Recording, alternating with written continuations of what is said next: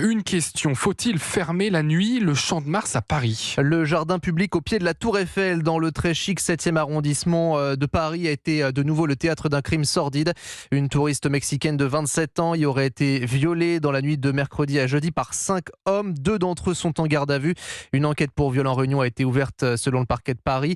Et la mairie du 7e arrondissement demande la fermeture du parc la nuit alors que l'insécurité règne sur la mythique étendue d'Herbe. Reportage de Caroline Baudry. C'est agrippé à son sac que Mélanie, une touriste américaine, s'installe sur un banc entre les bosquets, un œil sur la Dame de Fer, l'autre sur la foule qui l'entoure.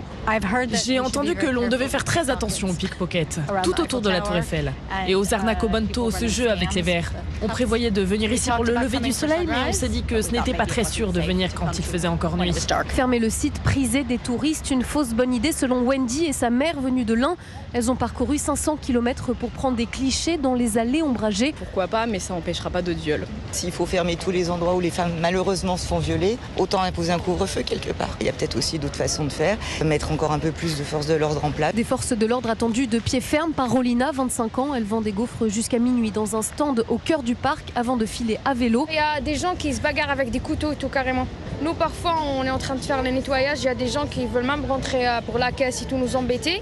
Il n'y a pas de policiers. Ils passent parfois mais il n'y a pas assez comme le matin. Pourtant, les derniers visiteurs descendent vers 23h de la Tour Eiffel, mais dans une brasserie qui jouxte le jardin, on déconseille aux clients et clientes de s'approcher des pelouses pour admirer ces derniers sentiments. Reportage donc depuis le Champ de Mars à Paris de Caroline Baudry.